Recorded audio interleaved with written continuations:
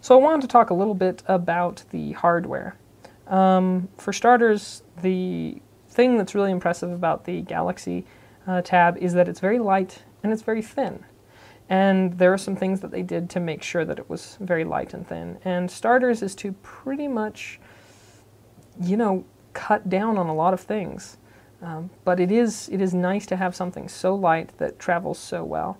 Now, on the ports, there happens to be this proprietary connector at the bottom. There is the left speaker here.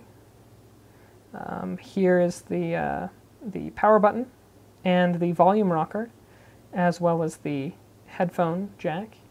On the back, you've got your 5 megapixel camera with an LED light there, and then you've got your speaker for the right-hand side.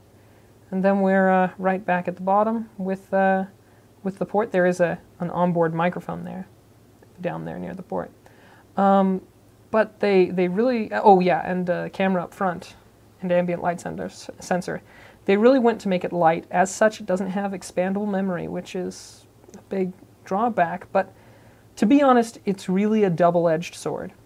They wanted something thin and light. And most any tablet that has succeeded in incorporating all these various ports, whether it be an HDMI port or, whatever, anything that's been successful in incorporating these other ones has tended to be thicker and has tended to be a little on the heavier side.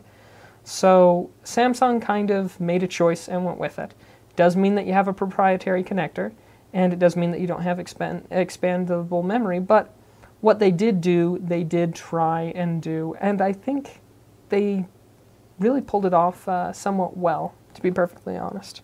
We did some pretty good tests as far as the battery life, and on each of these various applications, we ran them for about half of an hour, both with the automatic sync and background data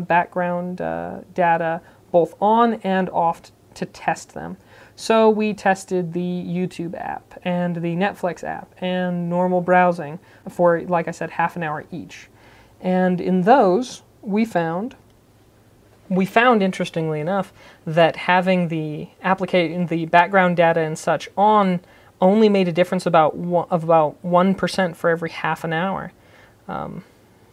What was really surprising, though, is the standby life went down about 2% every 8 hours that it stayed on standby, even with everything else left on. So it was really, really pretty good. Now, all of our stuff was done at 50% brightness. So just so that you know that it would work better with a lower brightness. But the Netflix and the YouTube app and tended to decrease the battery by about 8% per half of an hour that it was constantly running, and browsing tended to around the neighborhood of 6 or 7%, depending upon how much flash content you were using.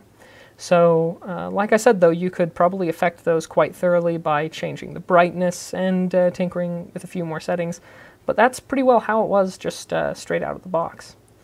Now, we did notice that it did tend to charge a little bit more slowly than some of the other tablets.